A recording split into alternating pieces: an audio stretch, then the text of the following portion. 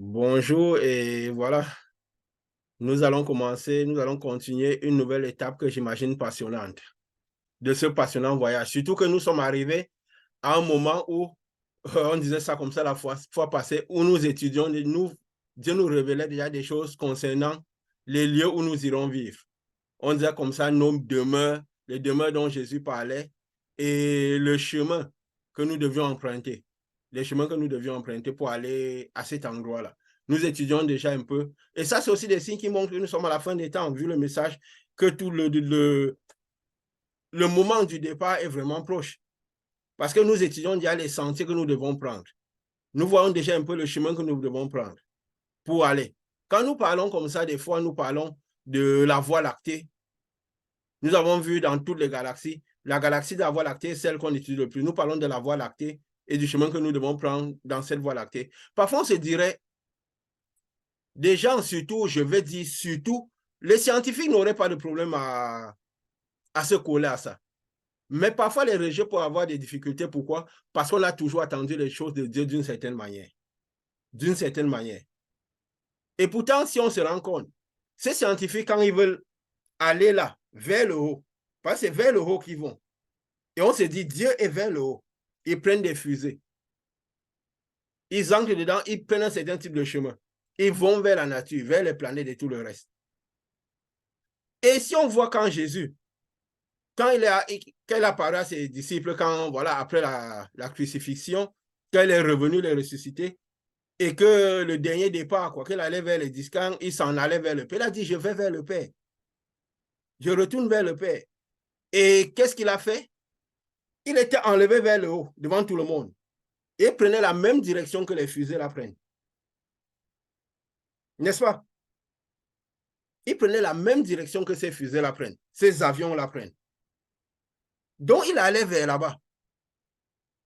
Il montait vers le haut, il entrait vers ce sentier, il continuait, il partait. Donc, quand on dit le départ se fera à travers ce sentier de lumière, cette voie lactée. Si on est clair religion, on va se dire, ben, c'est quoi qu'il raconte? C'est la science et tout. Mais Jésus avait pris le même chemin pour y aller. À un certain niveau, au niveau des nuées, on ne l'a plus vu. On dit qu'il a disparu au niveau des nuées. Ce qui s'est passé au-delà de ce chemin, voilà, Dieu nous le révèle comme ça. Et déjà, même pas la vision qu'il avait donnée de l'enlèvement. Nous verrons que tout se passera toujours de la même manière. Il est écrit que quoi? La rencontre se fera sur les nuées. Donc, à un niveau dessus des nuées, quelque chose se passera. La rencontre avec cette lumière. Et comme la parole disait que tel un éclair qui vient de l'Orient à l'Occident, sera comme ça la venue du Fils de l'homme. Donc, on se retrouvera là au-dessus des nuées. Et selon la vision qu'on avait vue, que Dieu nous avait donnée sur l'enlèvement et dont on avait parlé, c'était exactement cela. On avait vu justement que la rencontre se ferait dans les airs. Il est écrit que tel un éclair qui va de l'Orient à l'Occident serait tel la venue du Fils de l'homme. Donc, à un certain moment, on aura cette rencontre avec cet éclair. Le but de cet éclair, c'est quoi? C'est désintégrer la portée physique. Afin que nous avançons dans une certaine portée aussi. Parce que déjà, nous avons étudié la fois passée un peu les dimensions, toutes ces choses. Nous voyons qu'à un certain niveau, la portée physique ne peut plus tenir. Donc, quand on parle de ce voyage-là, à travers cette voie lactée, à travers tout cela, ça semblerait un peu de la folie. Nous sommes à un moment où, étant à la fin du temps, la foi en Dieu, tout doit devenir de manière un peu que nous puissions voir les choses de manière plus claire. Pourquoi? Parce que le Fils de Dieu étant à côté, les choses sont révélées de manière plus claire. Quand nous devons aller dans un voyage, si nous ne connaissons pas le moyen de transport que nous devons prendre, nous ne connaissons pas le lieu de destination, nous ne connaissons pas un peu certaines étapes du voyage, je crois qu'on sera tellement inquiet pendant ce voyage, n'est-ce pas? Donc, étant déjà proche du voyage, alors Dieu permet que nous connaissons déjà un peu toutes ces choses, tout ce qui tourne autour des étapes de ces voyages. C'est vrai, au début, quand nous avons commencé nos réunions, nous n'imaginions pas que nous aurions pu rejoindre un peu la science dans beaucoup de situations. Je crois que si on nous avait dit ça dès le départ, on aurait dit que c'était une folie. Parce qu'on a toujours pensé que la science est totalement opposée à la foi, à la religion et tout le reste. Que c'est les gens qui ne veulent rien comprendre la religion. Surtout qu'elle parle parfois du Big Bang, de ce fait de tous des planètes. Donc, on a l'impression que la science est totalement opposée à la religion. Et pourtant, beaucoup de choses se coïncident. On est à un niveau où, vu que la science étudie la nature, étudie les phénomènes naturels et tout, et aujourd'hui, nous devons prendre un voyage. Nous commençons par comprendre tous les phénomènes naturels, tout ce qui lie tout autour de ce voyage-là. Un voyage qui commencera dans le physique, parce que nous sommes des personnes ayant des corps. Donc, si nous devons faire un enlèvement de voyage, Jésus, quand il devait commencer le voyage, quand il devait partir, quand il s'élevait dans les cieux pour partir, quand il a parlé aux derniers disciples, il est écrit qu'ils étaient nombreux qu'il avait vus.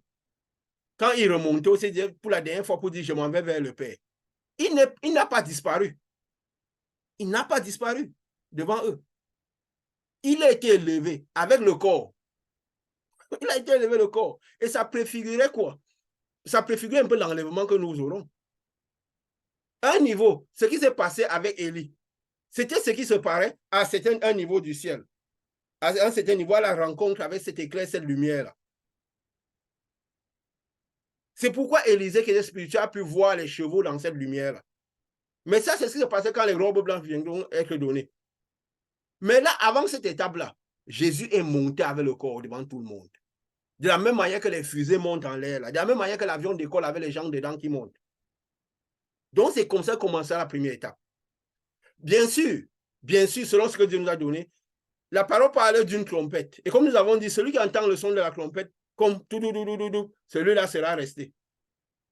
Parce qu'en fait, cette trompette, c'est une voix qui parle. Et tous ceux qui sont spirituels, qui sont conviés à ce voyage, entendront une voix qui parle, un message qui leur dit, soyez prêts, comme on l'avait dit dans la vision, soyez prêts. Voilà maintenant le départ commencé. Commencez par venir vers moi. Et nous verrons aussi des choses comme Dieu les interfaces, que Dieu a montré à beaucoup de ses serviteurs, comme Jacob avait vu comme une échelle qui montait jusqu'au ciel. Donc, il y aura quelque chose qui nous amènera au ciel. Et aussi, à cause de la lumière que nous aurons à l'intérieur de nous. Donc, le Saint-Esprit. Ça sera comme un aimant, une connexion avec cette lumière qui vient en haut. Donc, nous serons un peu attirés vers le haut par cette lumière-là. Mais c'est avec le corps que nous commencerons le voyage. Si peut-être que nous sommes au milieu des gens, peut-être une personne comme ça, s'ils ont la possibilité, parce que cette lumière qui nous attire sera forte, de voir peut-être des gens qui s'élèvent. C'est possible qu'on voit des gens qui s'élèvent avec le corps. Si c'est possible qu'on verra des gens, de la même manière comme on a vu Jésus monter avec le corps, on verra des personnes qui s'élèvent avec le corps. Jusqu'à un moment où il y aura cet éclair qui viendra, encore sera dans les nuits, où il y aura cet éclair qui viendra désintégrer le corps. Comme il a montré dans la vision, mais à aucun moment on perdra la conscience. Quand Dieu avait dit à Jésus, celui-ci est mon fils bien-aimé et tout, non, avait dit à Jésus, je crois, quand une fois on disait qu'un ange, d'autres pensaient un ange lui a parlé du ciel, d'autres l'ont entendu comme c'était un tonnerre. Lui, il a dit que c'était une voix qui parlait. Donc, pour dire beaucoup de gens, il y aura peut-être comme un bruit, quelque chose qui va se passer. Les gens vont dire, mais qu'est-ce qui se passe? Mais ceux qui sont conviés au voyage entendront un message, une voix qui leur parle, qui leur dit, maintenant commence ce voyage. Ils commenceront ce voyage. Ils commenceront ce voyage. Et nous sommes prêts de ce voyage. C'est pour ça que tout se passe de cette manière. Et Dieu, vu que nous allons arriver à un niveau où nous serons à l'état de lumière. Nous allons encore revenir un peu sur les dimensions et tout, quand aujourd'hui, nous sommes à l'état de lumière. Alors, c'est pourquoi il nous a donné, surtout ici, vu que nous parlons de ce message-là, de manifester déjà un peu à l'état où nous serons, quoi, de cette lumière, où nous pouvons voir la lumière à l'intérieur des gens, elle nettoie les ténèbres, elle ne cherche pas un esprit particulier, elle nettoie les ténèbres, les mal, toutes les situations. C'est pourquoi nous manifestons à cette échelle-là. C'est un peu comme si, nous anticipons déjà. Le Saint-Esprit vient nous annoncer des choses à venir. Nous vivons déjà un peu la dimension de là où nous serons. Cette dimension où tout le monde sera à l'état de lumière. C'est pourquoi les opérations sont celles-là. Et de la même manière, comme nous disons, Jésus ne faisait pas la publicité, nous n'en faisons pas. Donc, ceux qui veulent expérimenter, des gens qui nous ont été au contact de nous, les gens avec qui nous avons interagi, beaucoup ont expérimenté cela. Nous le faisons régulièrement. Mais nous n'en faisons pas une publicité. Parce que nous pensons que cette lumière étant intelligente, elle peut se manifester même, vu qu'elle va avec la voix. Elle va quand nous envoyons. Nous avons fait, bon, c'est vrai, nous avons fait peu de témoignages, mais nous avons fait quelques-uns et nous n'en faisons pas souvent beaucoup. Je crois même pas que nous avons fait plus de 2 ou 3. Et nous n'en ferons pas beaucoup. Nous n'en ferons presque jamais. Donc, les gens pourront recevoir de cela. Juste s'ils se connectent à cette connaissance, ils ouvrent le cœur, comme nous avons expliqué, ils se connectent à ça, ils laissent ce message entrer à l'intérieur de tout ça, ils pourront expérimenter tout cela. Parce que la parole est esprit et vie, elle va avec l'esprit, elle va avec la vie, elle va avec la lumière. Donc, nous avons commencé par étudier tout cela, le sentier que nous devons prendre. Nous avons parlé la fois passée des planètes. Et aussi, il y a quelque chose que je dois souligner. Comme nous l'avions dit, nous sommes à un moment où tous ceux qui cherchent quelque chose doivent pouvoir se retrouver dedans. Que ce soit aujourd'hui, il y a comme une jonction pour que tout le monde ait l'opportunité de connaître la vérité et se préparer pour ce voyage. C'est un peu comme si Dieu prépare comme la dernière cuvée de ceux qui ont vraiment eu à cœur de chercher quelque chose de la vérité, on va le dire. Je ne veux pas dire nécessairement Dieu, qui ont eu à cœur de connaître la vérité, pourront avoir encore cette possibilité de rentrer dans cette liste de ceux qui sont prévus. Parce que le Saint-Esprit est encore à disposition. L'Esprit n'est pas encore enlevé du monde. Le Saint-Esprit est encore à disposition. Donc, il peut encore descendre. Donc, les scientifiques qui cherchent la vérité, étudiant la nature, la lumière, étudiant, ils comprennent toutes les différentes facettes, les différentes dimensions de l'homme, comment les différentes étapes d'un certain voyage qu'on monte vers le haut. Ils pourront se dire, ce qu'on cherchait avait un sens et on peut se retrouver dans la vérité. Parce que Dieu est bon, donc il donne cette opportunité à tout le monde. Les religieux, selon les différentes confessions, qui cherchaient quelque chose, peuvent avoir moyen de se retrouver. Pourquoi parfois c'est si difficile que les gens quittent leur position? Les scientifiques quittent ce qu'eux ils pensent être vrai. Les religieux, certaines religions qui voient Dieu de telle manière, quittent ce qu'ils pensent. Les bouddhistes, les traditionalistes, pourquoi c'est difficile qu'ils quittent ce qu'ils pensent? Parce que dans tout ce qu'ils pensent, il y a un fond de vérité. Ils ne sont pas totalement hors de la vérité. C'est pour ça qu'on a du mal à faire parfois bouger les gens de leur position. Si je commence peut-être par les religieux, par exemple, ceux qui pensent que parfois d'autres dirigeants, vous pratiquez l'idolâtrie, d'autres vous ne pratiquez pas. On va se rendre compte que, puisque leur base de données, c'est la Bible. C'est la Bible. On va se rendre compte que dans cette même Bible, beaucoup de choses qu'ils pratiquent comme idolâtrie, il y a des situations que Dieu a demandé de pratiquer qui semblent de l'idolâtrie.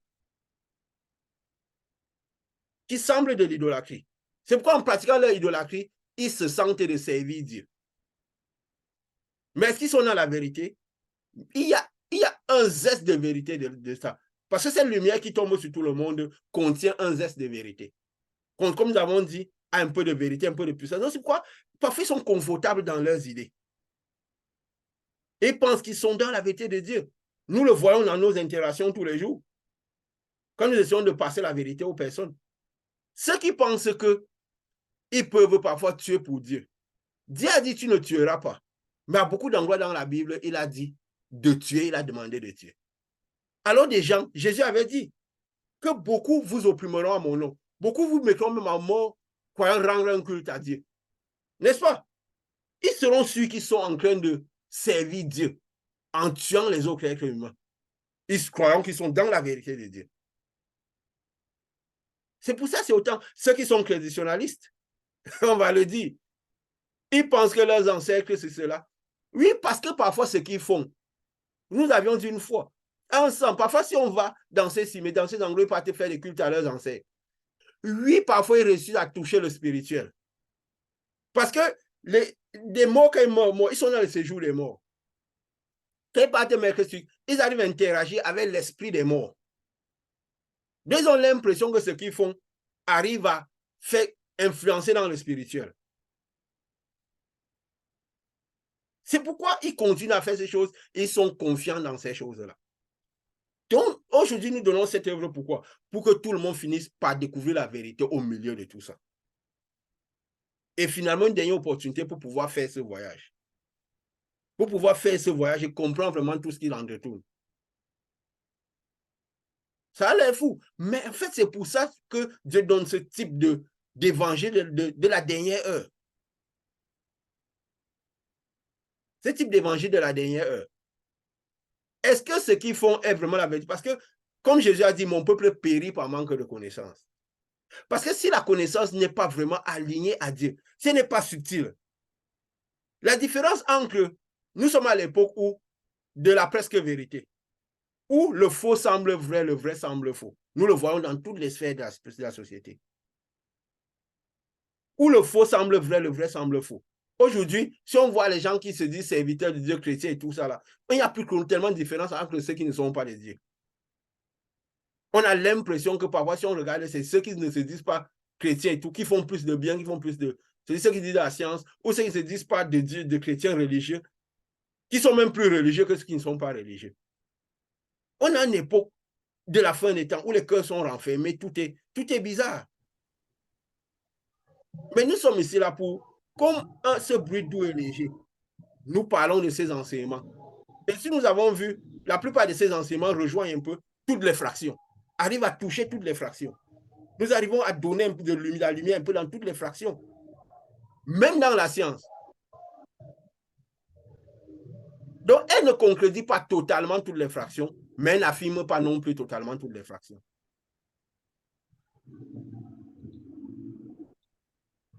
Et elle réussit à trouver le chemin.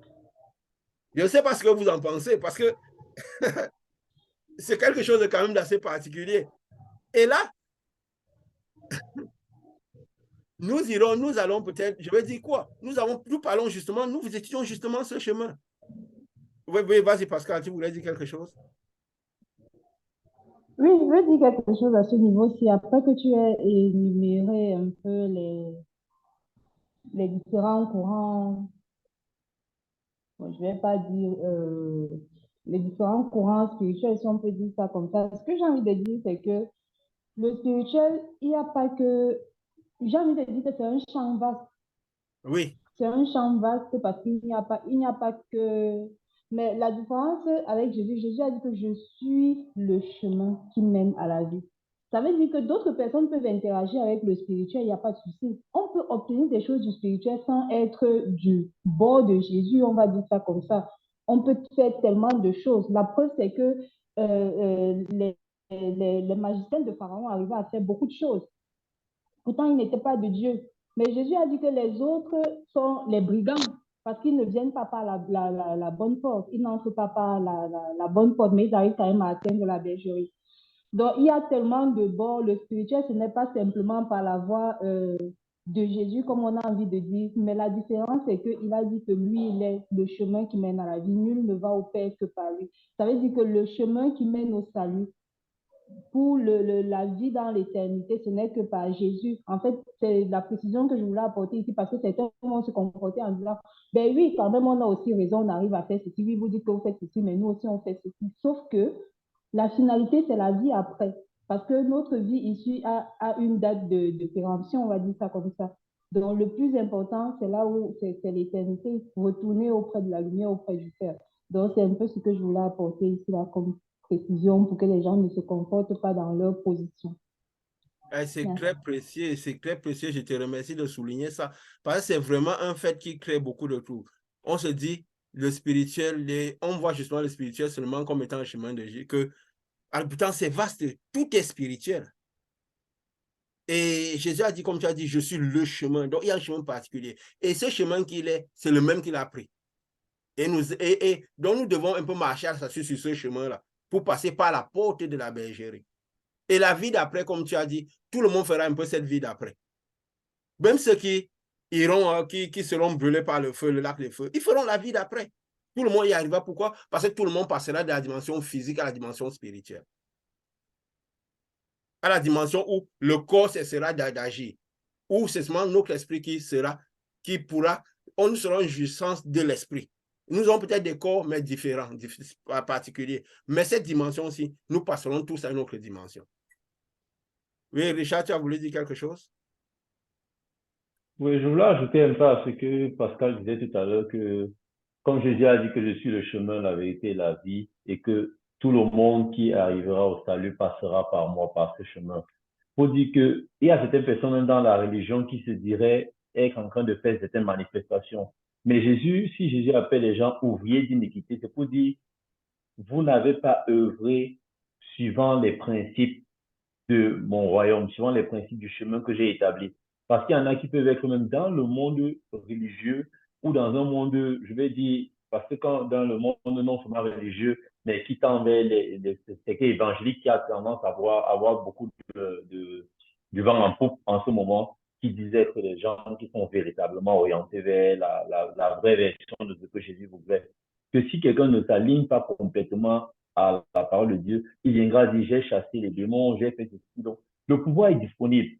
Le pouvoir est capable, est manœuvrable. nous avons lu dans ce que Oui. les physiciens ont dit dans les densités et les dimensions et les vibrations, que nous sommes des êtres spirituels et notre essence est d'abord vibratoire parce qu'on est constitué d'un ensemble d'éléments de la matière qui fait que ce sont des cellules qui vivent. Et si quelqu'un a la capacité d'avoir des connaissances sur le plan physique, de contrôler ses vibrations, il peut s'élever. Il y a beaucoup de choses qu'il peut faire sur le plan spirituel, même même en appartenant au physique.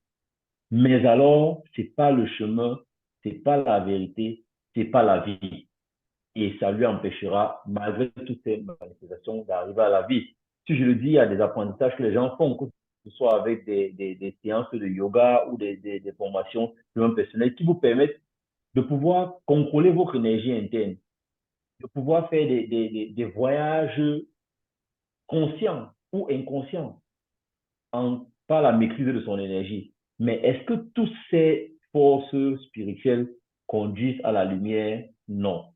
Parce que Jésus a dit, la lumière, c'est celui qui passe par moi. Il y en a qui vont passer par la porte de la bergerie, d'autres passeront par la fenêtre. Et même si on est passé dans la bergerie, on ne sera pas au bon endroit parce qu'on sera ouvrier d'iniquité. On dira que j'ai mangé, j'ai servi pour toi, j'ai appelé les gens à ton nom. Et malheureusement, on ne sera pas appelé au jour. Et je dis souvent ça ici que ce qui sera curieux, c'est que les personnes qui viendront dire, j'ai fait quelque chose en ton nom, c'est vraiment des personnes qui se sont dit être dans la vérité. Et c'est ça le plus compliqué. Donc, il Et qui faut que les manifeste gens même le essayent de pouvoir. comprendre qui manifeste le pouvoir. Comment est-ce qu'on s'aligne à la vérité de Jésus?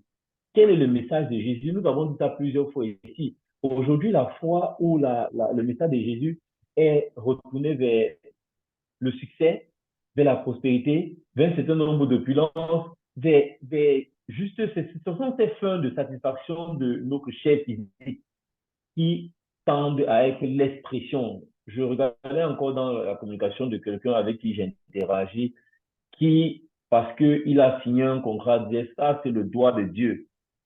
Et j'essaie de lui dire, le doigt de Dieu, ce sera principalement parce qu'on sauve des gens, ce sera parce qu'on transforme la matière et qu'on a un champ vers le salut. Parce que ce que vous dites, le doigt de Dieu, le diable le fait aisément. Et il le fait beaucoup plus, il le fait à plusieurs personnes. Est-ce que chaque fois qu'on a le succès, c'est en ce moment qu'on appelle le doigt de Dieu?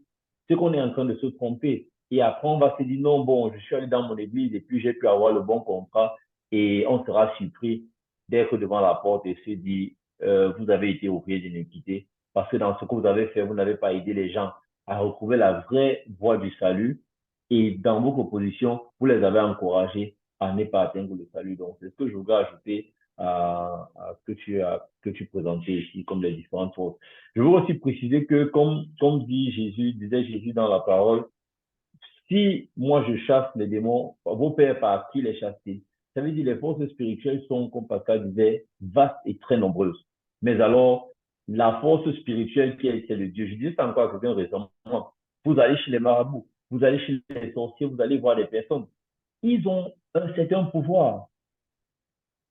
Mais est-ce qu'ils ont le pouvoir du Créateur? Est-ce qu'ils ont la plus haute puissance? Est-ce qu'ils sont celui qui a créé le monde et qui a un objectif précis pour quand il nous a créés?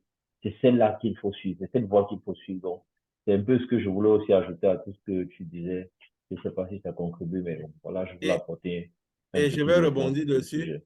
Est-ce qu'ils sont dans les principes de celui de qui origine ce pouvoir-là? Parce que quelqu'un peut avoir son pouvoir et donne les principes d'utilisation de ce pouvoir. N'est-ce pas? Comme quand on travaille dans une société, tu as les règles le règlement intérieur, le principe d'utilisation de ce pouvoir. Tu peux arriver à ce pouvoir-là, mais l'utiliser comme tu veux et sortir des règles de cette situation. Le but pour lequel ce pouvoir-là est là. Parce que le but pourquoi il a donné ce pouvoir, c'est quoi? C'est pour participer à son plan de purification de l'iniquité.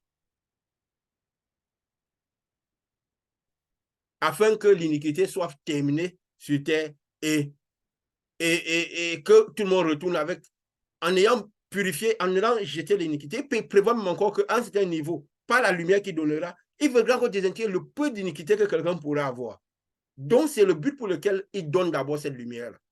Et bien sûr, en purifiant l'iniquité, on décrit les œuvres de l'iniquité, des ténèbres. Donc, c'est un peu ça aussi le but pour lequel il donne. Puisque déjà, tu parlais de tirer les forces cosmiques. Depuis toujours, des êtres humains ont toujours tiré les forces du cosmique. Les Égyptiens, si on peut dire, qu'est-ce qu'ils faisaient? C'était une des civilisations les plus évoluées. Ils savaient comment manipuler le cosmique et tirer les forces du cosmique. Si on regarde même leur Dieu, on aurait l'impression que la manière dont ils parlaient de leur Dieu, ça ressemble à la conformité des dieux que les religieux sortent. Mais ils appelaient quoi les dieux? Ils appelaient le soleil Dieu. Ils appelaient la lune Dieu. Ils appelaient les planètes Dieu. Mais ils appelaient quoi? Tous ces éléments que nous voyons. Tout ce que nous avons défini comme étant la lune comme étant Yeshua. Tout ce qu'on a défini comme étant tout ça. Eux aussi définissaient ces planètes-là, qui étaient les dieux. Ils appelaient le dieu soleil. Moi, je ne connais pas bien les noms qu'ils donnaient, les œufs, c'est tout. Mais ils appelaient des dieux. Et tiraient les forces de ces entités-là. Pourquoi ils continuent à faire? Pourquoi? Parce qu'ils arrivaient à capter l'énergie de ces entités.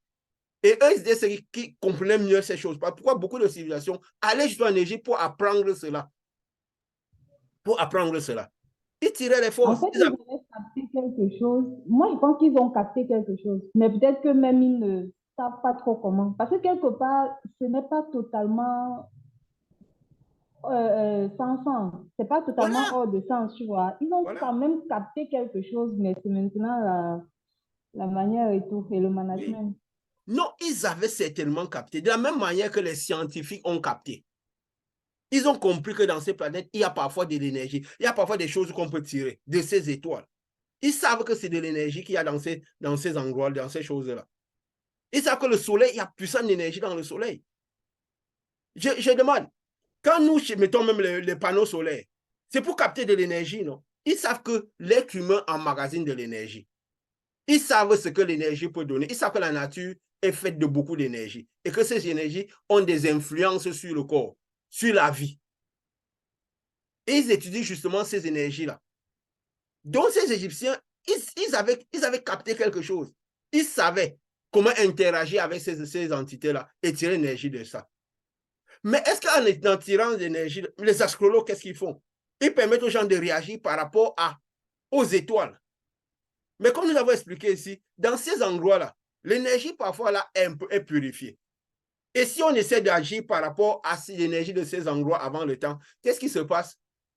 On ne sera justement pas dans le chemin de Dieu, dans le plan de purification des iniquités qui sont ici sur terre.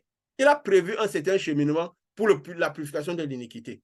Donc, en recevant cette lumière qui viendrait d'en haut, mais d'une certaine manière, par cette boule de feu qui donnerait à disposition, par cette quantité de lumière qu'il enverrait lui-même. C'est par ce chemin-là que nous devons purifier les iniquités. Recevoir cette lumière-là, commencer par désirer cette lumière, recevoir cette lumière à l'intérieur de nous, purifier nos iniquités et aider à purifier l'iniquité des autres, étant ici sur terre. Ne pas tirer tout le temps la lumière du ciel. Parce que si le seul endroit où cette lumière-là peut rester, c'est à l'intérieur des personnes. Dieu se prolonge une vie en donnant cette quantité de lumière, qui est toujours une grande quantité de lumière, à l'intérieur des personnes, afin que ces personnes puissent agir maintenant. Comme nous avons dit, donc l'œuvre de Dieu, c'est quoi? Croire en celui que Dieu t'envoie. Donc, voir ceux qui ont réussi à voir cette lumière à l'intérieur d'eux. Et eux, ils te mettront dans les conditions de recevoir cette lumière à l'intérieur et faire ce plan de purification de l'iniquité. Donc, savoir comment interagir avec la lumière qui vient d'en haut. Et il a même prévu que même les enseignements que nous recevrons viendront de cette lumière que nous recevrons à l'intérieur.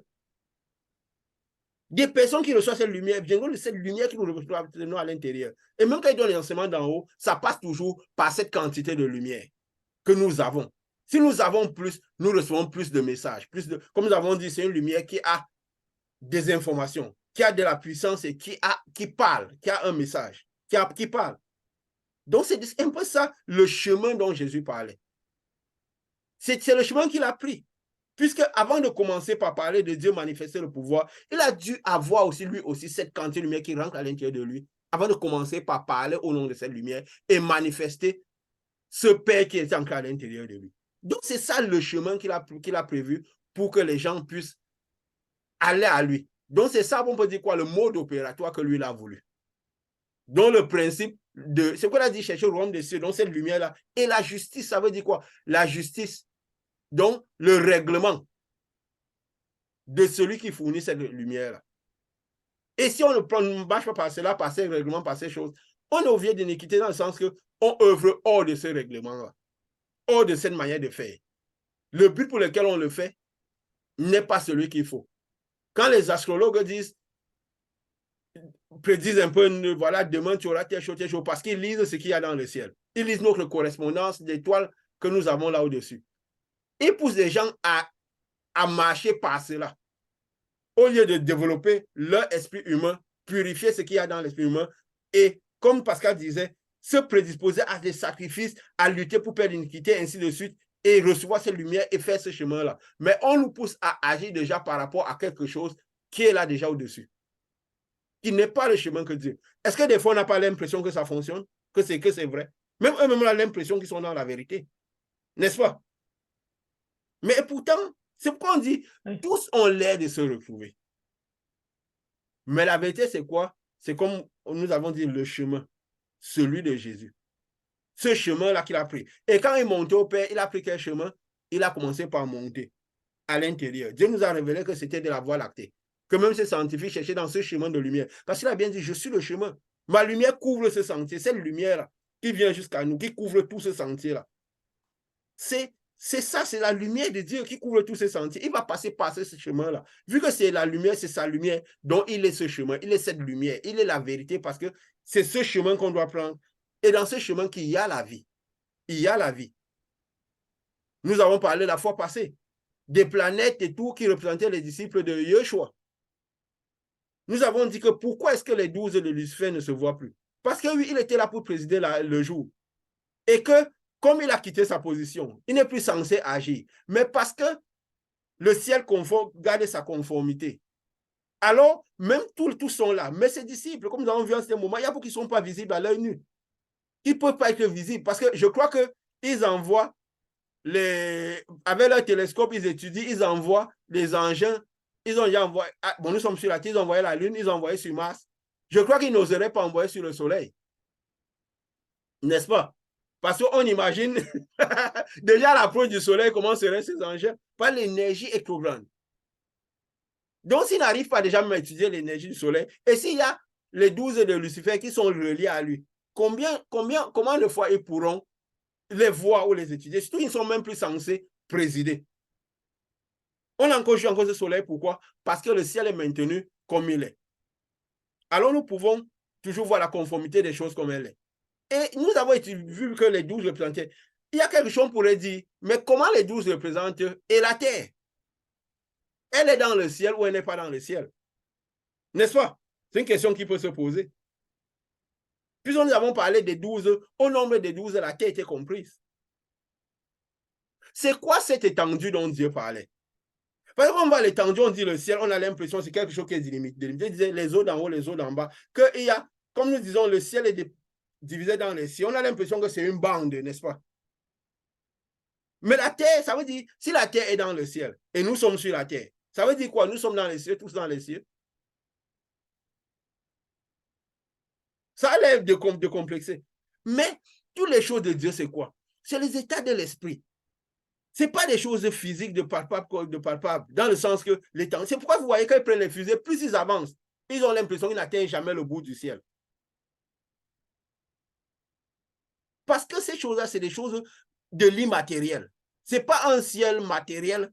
Quand le ciel sera retiré, nous avons dit que, comme la vision que Dieu a montré, chaque fois, le ciel descendait de 2 unités. Donc, ce n'est pas quelque chose de matériel. Qu'est-ce qui se passe? Nous savons le Saint-Esprit.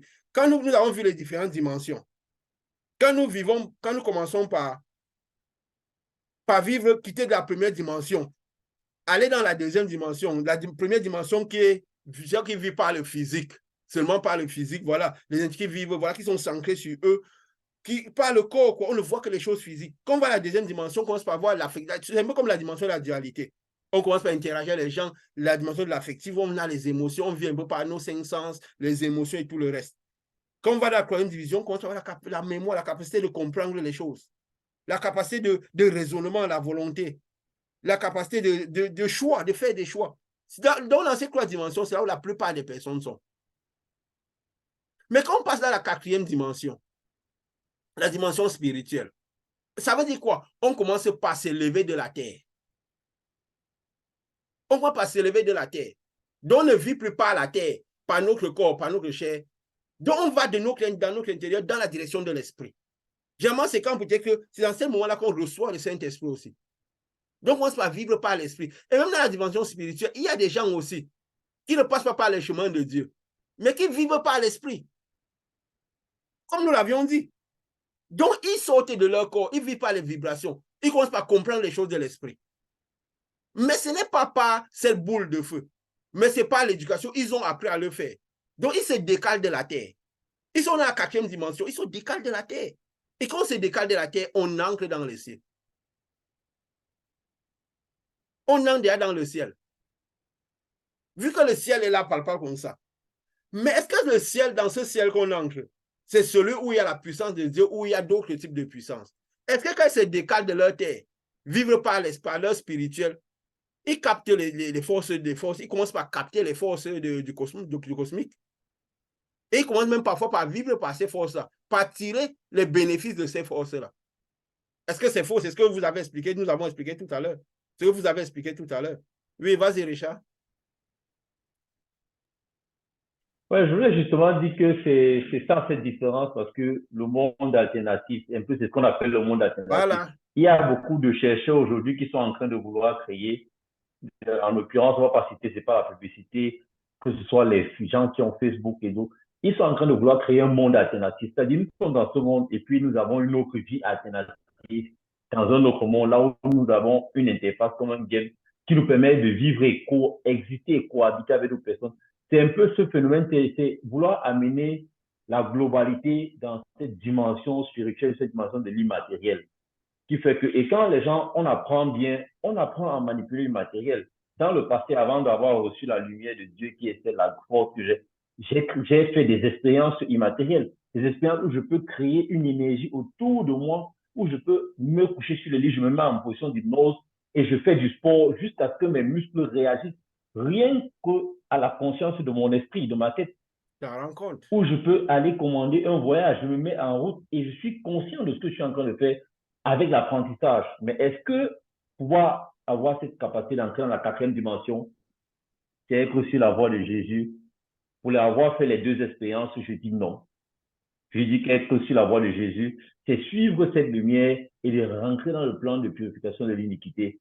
Parce que si les gens ne comprennent pas qu'il y a toutes ces possibilités, mais que la possibilité d'être sur la voie de Jésus, c'est le chemin, c'est la vérité, la vie, comme il a dit, on sera en train de faire l'iniquité, on sera en train de pratiquer la manipulation des énergies, parce que notre corps, enfin les humains, nous sommes d'abord les énergies et tout est conscience. Les expériences scientifiques ont démontré que l'on peut rester et dire des mots à la matière. J'ai suivi encore le documentaire, pas plus tard qu'aujourd'hui, une matière, une eau qui était cristallisée, sur laquelle on prononce un mot particulier positif.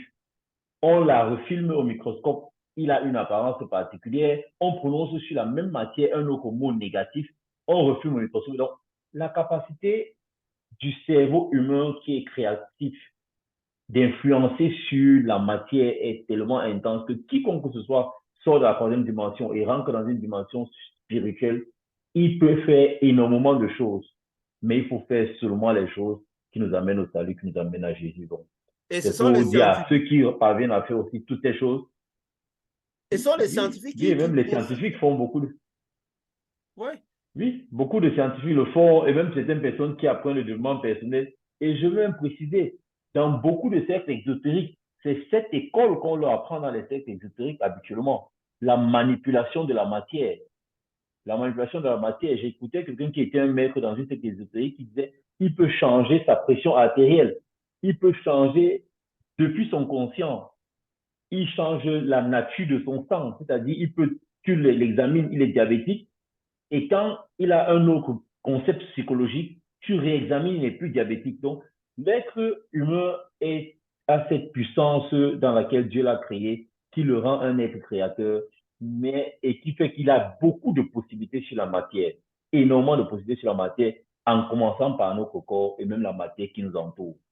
Mais alors, comme nous vivons ici, il faut que chacun comprenne quelle est la direction qu'il faut adopter pour ne pas être un ouvrier d'iniquité ou pour ne pas se retrouver à la porte dehors quand la porte s'ouvrira et que le voyage arrivera. Voilà ce que je voulais ajouter. Et vous vous rendez compte, c'est des scientifiques qui connaissent ces genres de choses, qui arrivent, qui se disent qu'il y a le pouvoir faire ces choses. Et c'est justement ce que nous devons nous dire. Que, en fait, le but que tout cherche, c'est pouvoir, cette paix, cette joie, cette immortalité-là, cette vie éternelle-là.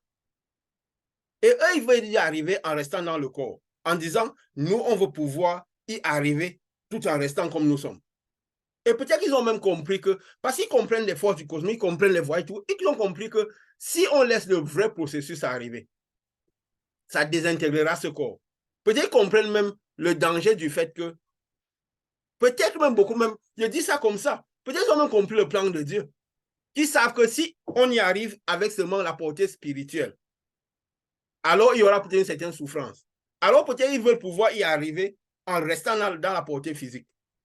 Donc faire ce voyage-là, parce qu'ils savent clairement que le voyage vers cette dimension-là, c'est un voyage qui se fait à un certain niveau avec l'esprit. À un certain niveau, le corps ne devra plus agir. Et ils savent que s'ils arrivent à tirer cette énergie de ces dimensions élevées, ils pourront gérer ce corps-ci. Puisque nous parlons justement de la quatrième dimension, là, celle spirituelle où les êtres commencent à s'élever, nous voyons que tout le monde peut y retrouver. Et justement, et après cette quatrième dimension, qu'est-ce qui vient? La cinquième. Et nous avons vu que la cinquième dimension, eux-mêmes, même les scientifiques le savent, c'est une dimension de spirale. Donc, ça veut dire quoi? Quand nous élevons de la Terre, c'est un peu comme le bout de la Via Lactée. Nous commençons un autre voyage vers la dimension spirale. Donc, la dimension où, et comme ils disent, le corps commence par, parce que c'est le début de la désintégration du corps. Le corps commence par ne plus pouvoir tenir cette dimension-là. Puisque dans cette dimension, de plus en plus on élève des dimensions, l'énergie devient plus grande. On peut capter plus d'énergie, plus de vibrations. Et l'énergie devient de plus en plus dense. Dense. Donc, il faut pouvoir être capable, le corps même, déjà tout le corps, à un certain moment, il faut même déjà avoir, c'est pour voir la plupart des personnes spirituelles, la plupart ont toujours un style de vie particulier qui est lié à cette spiritualité-là. On voit que c'est des gens parfois qui sont souvent réservés, posés, ils s'entourent souvent des gens qui sont souvent dans ce même type de situation. C'est difficile de voir des gens, tu m'as parlé des gens qui créent des organisations, comment tu les as appelés, ces groupes-là, qui sont dans les cercles et toutes ces choses. Exotérique. Ésotériques.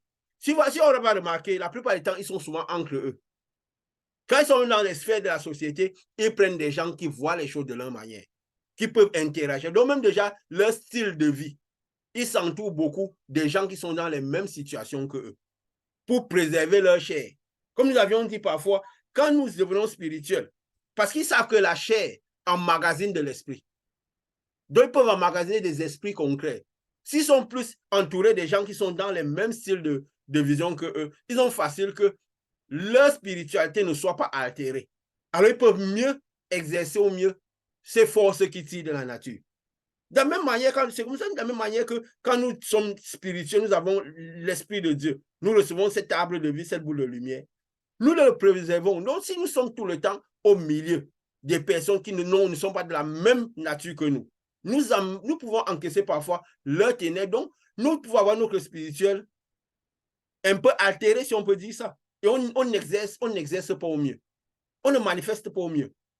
Nous avons remarqué quand nous sommes souvent parfois plus dans notre spiritualité, même si nous avons l'étude, nous avons facile à convertir nos ténèbres. Nous voyons aussi, par exemple, quand nous faisons, moi j'ai remarqué, dans nos actes de manifestation, quand je suis en train d'envoyer la lumière, envoyer la lumière par la parole dans la vie des gens, nous vivons ce qu'ils vivent. Donc, quand les gens peut-être ont dans le ventre, quand les choses se passent à l'intérieur d'eux, nous sentons ce qui se passe à l'intérieur d'eux. Nous pouvons leur diriger la lumière à l'intérieur d'eux parce que ils entrent dans notre sphère magnétique. Donc, c'est un peu comme si leur vie entre dans notre vie. Alors, nous sentons ce qu'ils sentent. Et parce que nous sentons ce qu'ils nous sentent, donc, un peu notre lumière reconvertit leurs ténèbres. Ça nettoie leurs ténèbres. Mais en ce moment, notre lumière aussi est mélangée avec leurs ténèbres. Donc, ça va le reconvertir leurs ténèbres. C'est pourquoi parfois ils vomissent, des choses sortent d'eux et tout. Après, ils se sentent bien. Pourquoi? Parce que notre lumière, c'est un peu comme on disait, la verre Saint-Esprit, comme un verre d'eau.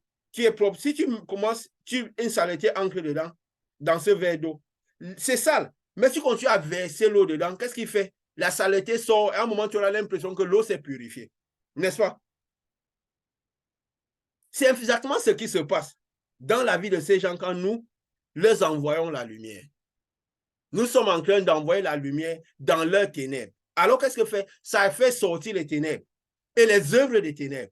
Les maladies, donc si les ténèbres sortent, l'esprit sort, les œuvres suivent. Donc, les esprits, donc c'est un peu ce qui se passe, ce phénomène qui se passe. Comme ça, on comprend, on explique tout ce qui se passe quand nous agissons. Après, quand ça sort par quoi? Les vomissements, les trucs qu'ils ont parfois mal à la tête, après un moment, ils se disent, j'ai un mal de tête subite. Après un moment, ils ne sentent plus rien. Et quand ils ont ce mal de tête subite, même en nous-mêmes, nous sentons parfois aussi subitement comme si un mal de tête que nous n'avions pas. Alors qu'est-ce qui se passe? À un moment, ça passe chez nous, ça passe chez eux. Donc, un peu qu'est-ce qui se passe? Nous portons leurs iniquités. Nous portons leurs douleurs, nous portons leurs fardeaux. Et c'est ce que Jésus a fait. Imaginez, parfois, nous le faisons à une personne à la fois. Et nous savons comment ça se passe à l'intérieur de nous. Que parfois, nous sentons le ventre, parce que nous portons leurs iniquités, nous reconvertissons leur lumière, leurs ténèbres. Et Jésus a porté l'iniquité de tout le monde en même temps. Parce que les gens parfois disent Jésus et moi à la croix, on banalise la portée. Les gens ne savent pas ce que ça veut dire avoir porté l'iniquité de toute la génération, toute la créature. Si nous le savons, quand nous le faisons une personne à la fois, deux personnes à la fois, nous savons ce qui se passe à l'intérieur de nous. C'est ce que vous vivez comme phénomène, n'est-ce pas? Vous comprenez pourquoi vous sentez la douleur de quelqu'un. Vous sentez ce que la personne sent. À un moment, la personne ne le sent plus. Parce que votre lumière a converti ces ténèbres. Elle envoie ces ténèbres hors de son corps. Elle rend son pays habitable. Elle rend sa terre, sa chair habitable. Parce que notre chair qui est habitable, nous portons leur fardeau. C'est ce que Dieu avait. Vous croyez que, vous voyez parfois, quand nous arrivons parfois dans nos lieux de service, nous sommes au milieu des personnes. Je ne sais pas si vous le sentez parfois. Tu t'assois à côté de quelqu'un. Il avait peut-être mal au ventre. Quand tu viens, tu n'as rien.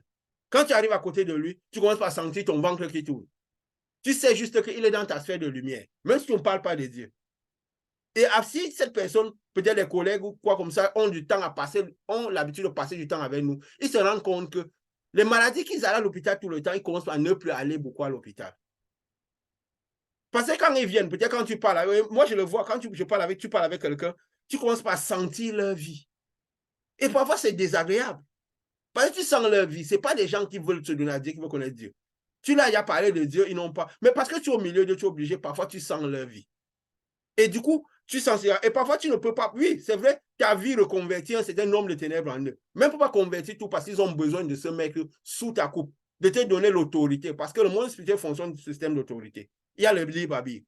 Si tu donnes l'autorité, tu peux convertir tous les ténèbres. Mais parce qu'ils ne te donnent pas l'autorité, tu peux convertir naturellement certains. Ils commencent par avoir du relief dans leur souffrance, dans leur fardeau. C'est pourquoi les prophètes, ceux qui agissaient à cette dimension, vivaient en montagne, haut de la population. Ce n'est pas parce qu'ils n'aimaient pas le peuple, pas parce qu'ils aimaient rester seuls, mais c'est parce que c'est tout ce qu'ils sentaient quand ils étaient au milieu des gens. C'est tout ce qu'ils voyaient, parce qu'ils n'interagissaient pas avec les gens de la même manière. Donc, vous voyez parfois, quelqu'un comme Samuel, il vient. Quand Dieu a dit à Saül de tuer le roi de choses, il laisse pourquoi? Parce qu'il ne ténèbres. Il s'énerve jusqu'à prendre, il tue comme ça, c'est le révolte qu'ils avaient grande. C'est à cause de ce qu'ils voyaient du monde spirituel, ce qu'ils percevaient, ce qu'ils sentaient de ténèbres. Ils savaient ce qui représentait ténèbres et lumière. Donc, ils savaient ce qu'était un amas de ténèbres. Ils savaient qu'il fallait le détruire. Alors, ils avaient cette révolte-là. Pourquoi? À cause de ce qu'ils ressentaient. Il y a des fois, tu te dis, est-ce que je ne dois pas rester dans mon coin seul? Parce que si au milieu des gens, je sens des choses dans mon corps, des trucs. C'est pourquoi les vrais prophètes ne sont jamais au milieu de la foule. Quand le vrai Saint-Esprit descend, si c'est une certaine quantité de lumière à une certaine dimension, elle t'amène direct dans le désert. Et parfois, ceux qui ne développent pas spirituellement, ils ne comprennent qu'ils ne peuvent pas agir à cette dimension. Ils ne comprennent pas que parfois, ils encaissent les ténèbres des personnes sans le savoir. Et avec le temps, leur puissance diminue, leur faculté diminue. C'est pourquoi tu vois, vous voyez, parfois, on a dit, même dans certaines organisations religieuses, tout ça, ceux qui ont créé, parfois, c'est des gens qui ont commencé à être dans la faculté, mais à un certain moment, ça peut commencer par diminuer. Parfois, ils sont obligés de faire des jeûnes, des prières pour activer cela. Et pendant ces moments qu'ils font ça, remarquez, ils sont souvent seuls. Ils sont souvent retirés. Donc, ils se régénèrent en quelque sorte. Et ils viennent donner le fruit de ce qu'ils ont régénéré. Parce qu'ils sont au milieu de tout ça. C'est quoi? Ça ne sont pas les choses qui peuvent pas amener à la perfection. Parce que ceux qui sont là, ils sont dans un système où il y a toujours les ténèbres qui sont échangées en permanence. Et c'est pourquoi, là, justement, dans ces lieux-là, il y a très peu de manifestations de puissance de Dieu. Parce qu'ils vivent plus par la miséricorde de Dieu. Peut-être celui qui est là, parfois arrive à attirer. Et quand il les amène dans les jeûnes et les prières, les gens qui sont là, même n'ayant pas l'Esprit de Dieu, peut-être leur corps, et surtout quand ils se mettent sous l'autorité, leur corps peut-être emmagasine un peu plus d'esprit. Alors, ils peuvent avoir du relief dans leur souffrance. Mais c'est quelque chose qui ne peut pas perdurer. Qui ne peut pas être défini. Pourquoi? Parce que le système n'est pas celui le bon. Dieu n'a pas prévu que ce soit comme ça. Les êtres humains sont des amarginaux d'énergie. Jésus a dit, quand vous recevez cela, gardez-le comme un trésor. Préservez cette énergie que vous avez. On préserve en faisant quoi? Séparation, séparation, distance, distance, et savoir quand on va. Si on se retrouve un moment, comme Jésus, on dit qu'il allait prostituer, on n'est pas. Quand on se retrouve dans le milieu des gens, c'est juste quoi? Pour les retirer leurs iniquités, ou pour leur donner l'opportunité de perdre leurs iniquités, et s'en aller. Et s'en aller. C'est un système de préservation de cette lumière. Et comme nous avions dit, donc, quand nous avançons justement dans ces dimensions-là, quand nous avons ces dimensions, nous avançons. Comme nous avons dit vers la 5e dimension déjà. Qu'est-ce qui se passe? C'est la dimension où le corps commence par ne plus résister. Alors, comme ils savent que si tu vas vers cette dimension, le corps ne supportera pas, ils veulent tirer les énergies de ces dimensions pour les amener à nous.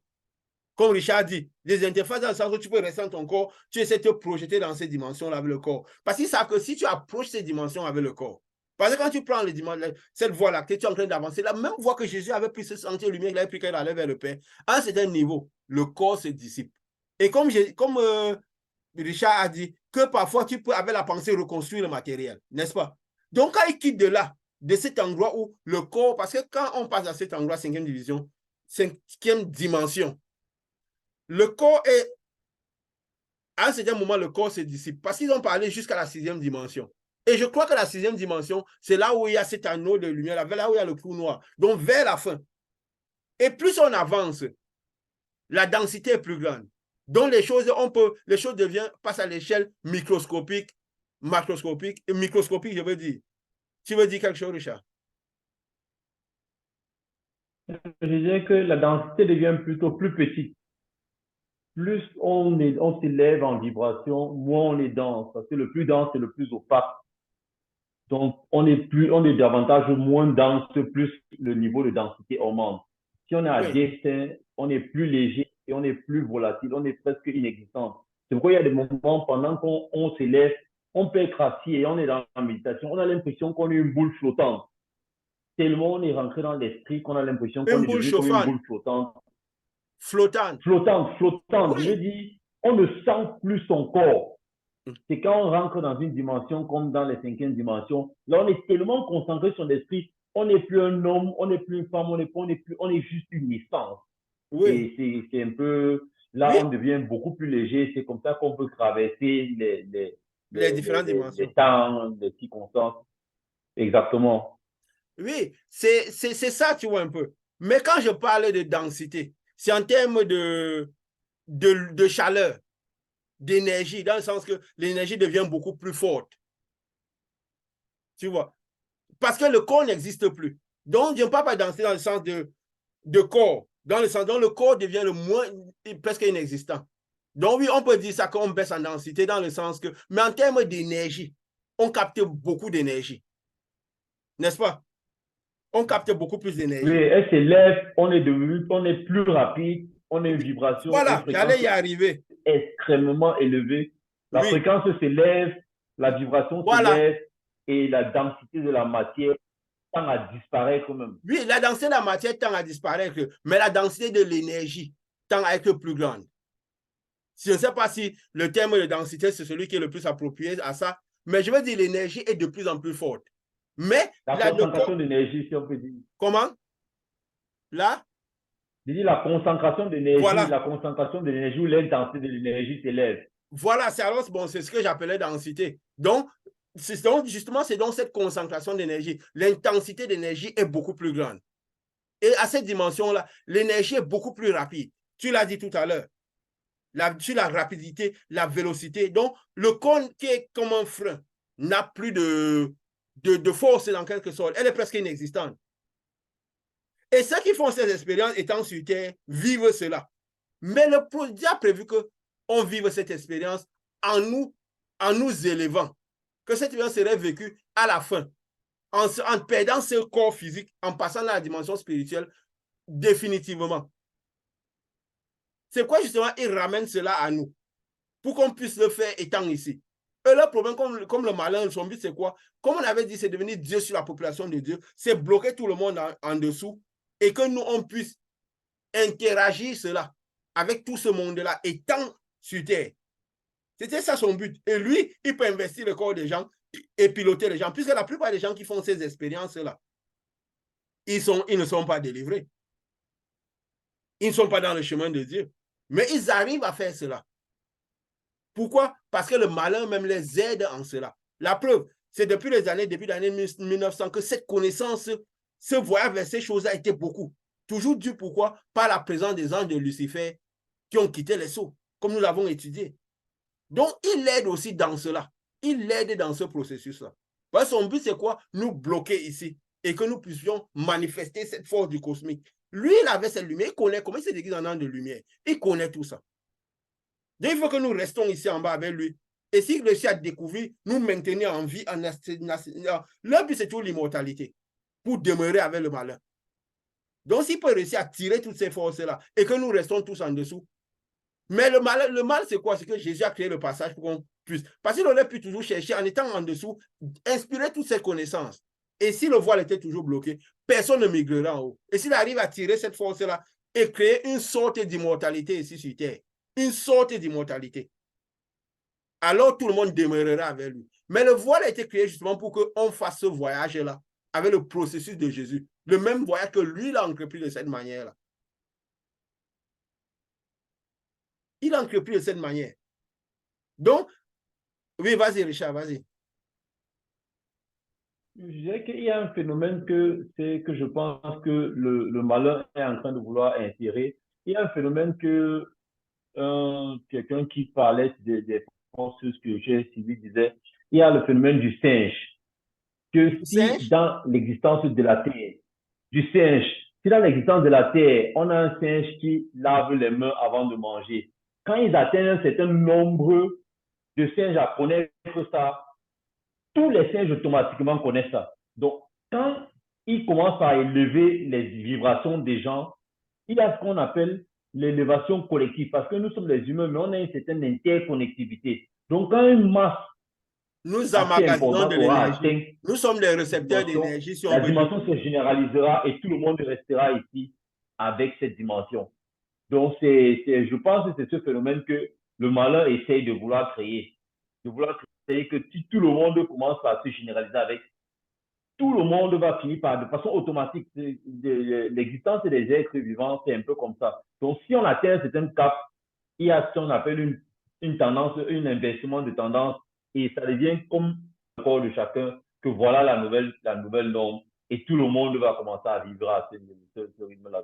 Je pense que quand tu dis que le malin veut nous retenir ici, en cherchant à développer davantage cette technique-là, c'est pour pouvoir atteindre ce niveau de généralité et que tout le monde reste ici là pour pouvoir manifester cette situation et davantage ça va capter ceux qui n'auront pas su trouver la véritable lumière pour passer par le chemin qui a été créé par Jésus.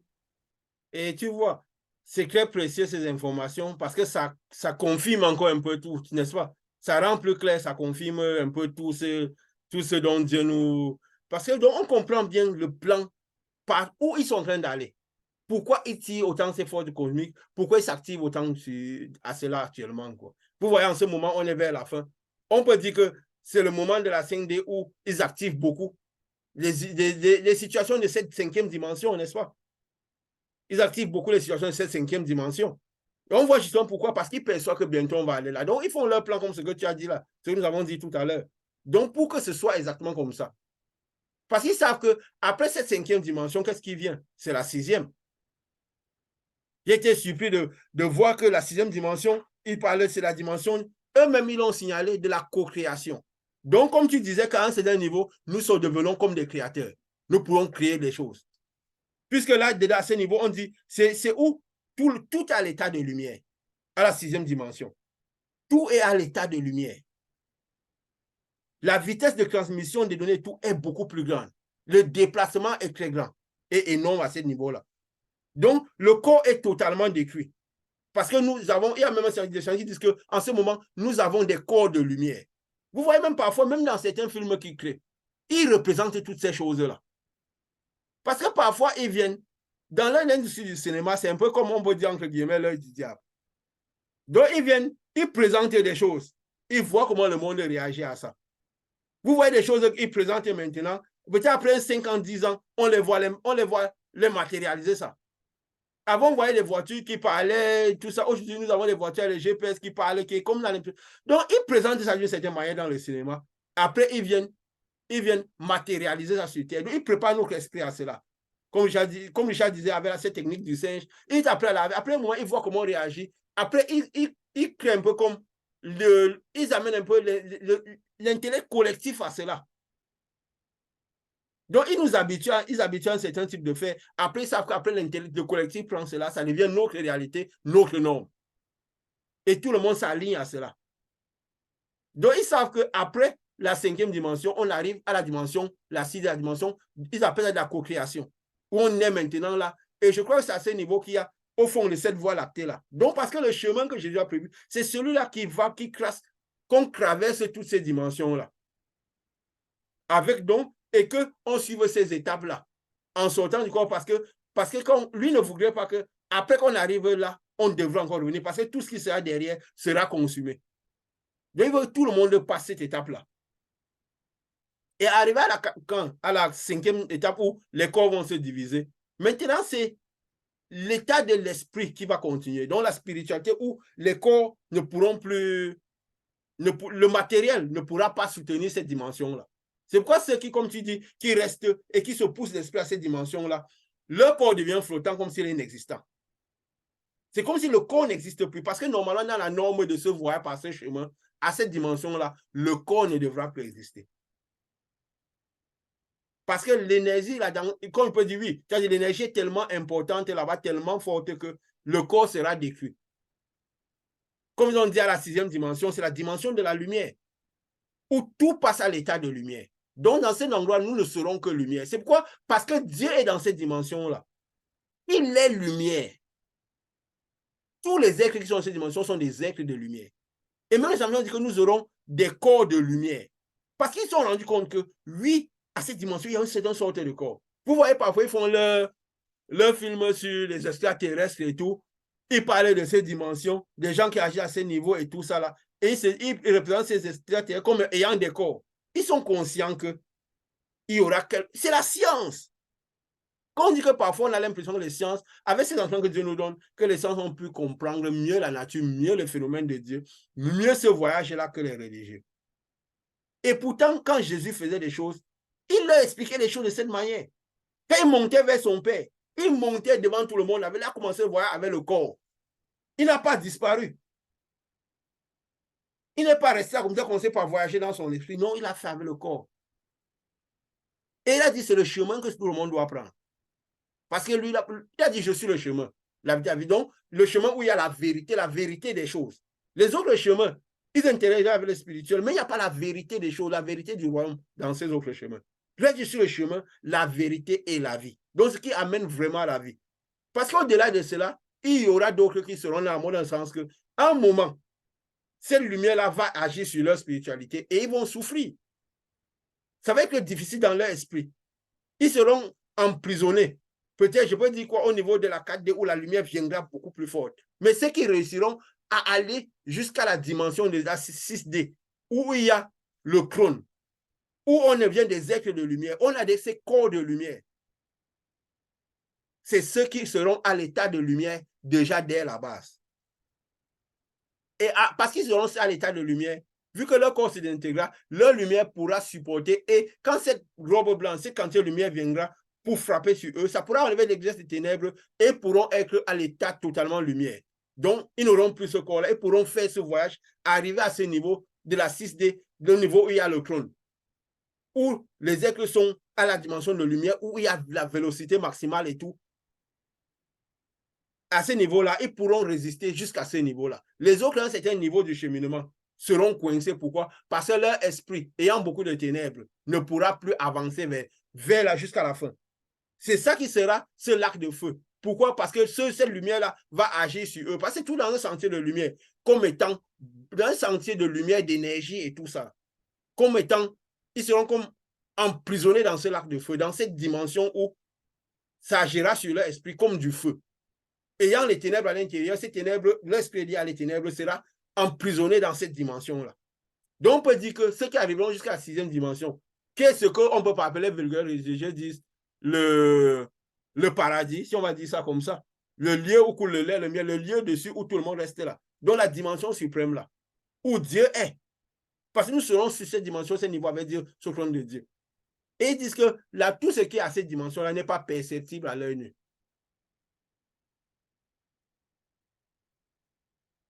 Tout est à la dimension des ondes, de vélocité et tout cela. Il y a une vidéo que c'est Richard qui m'a envoyée où les scientifiques ont fait quelque chose. Ils ont mis, si tu te rappelles, ces baffes, cette lumière-là où ils envoyaient la parole. Comme tu m'as dit tout à l'heure que tu parlais à ton esprit et des choses arrivent.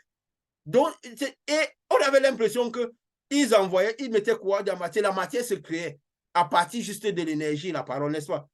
Ça veut dire que si cette énergie descend ici jusqu'à un certain niveau sur nous, ça crée de la matière. C'est pourquoi vous voyez, quand des êtres qui quittent de là-bas et qui viennent à ce niveau, même Jésus même qui quittait de là-bas, il revient ici. À un certain niveau, la matière se crée, le corps se reconstruit.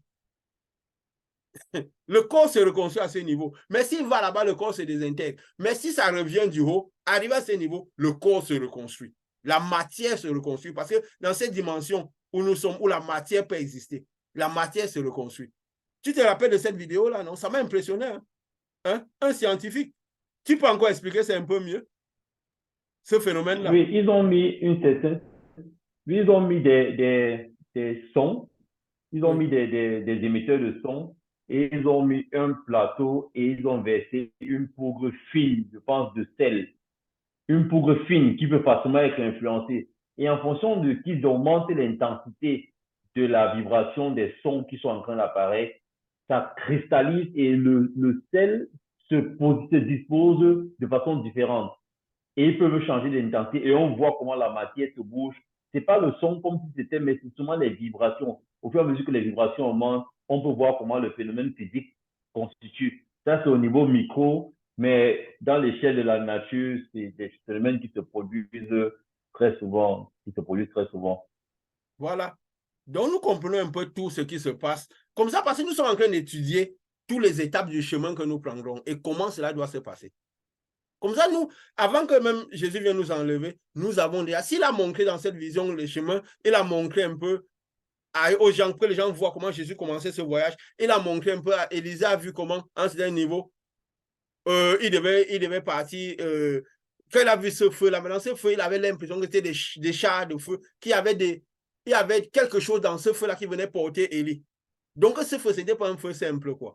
Donc c'était un peu comme au moment de ces robes blanches, ces boules de feu qui venaient pour transporter ceux qui auront l'esprit et tout. Donc, Dieu a montré des petits phénomènes pour que les êtres humains soient déjà au courant de cela. Et aujourd'hui, nous montre maintenant toutes les étapes pour que tout soit clair. Qu'avant, quand il va venir, nous savons déjà. Comme ça, nous pouvons mieux jouir. Vous savez, nous attendons avec plus d'impatience, plus de jouissance, parce que nous savons ce qui doit arriver. Vous savez, le malin parle beaucoup dans ce monde. Il nous entraîne dans beaucoup de choses. Alors, quand nous savons déjà que ces choses, nous voyons que nous sommes là à la fin où tout est enseigné, nous pouvons nous concentrer plus sur ce qui est essentiel. Nous préparer pour le voyage. Jésus avait dit que quoi? Qu'il ne faudrait pas que ce jour vous trouve non préparé comme les païens, n'est-ce pas? Il ne fallait pas que ce jour vous cueille de surprise. Donc, il avait prévu que ce jour ne nous cueillera pas de surprise.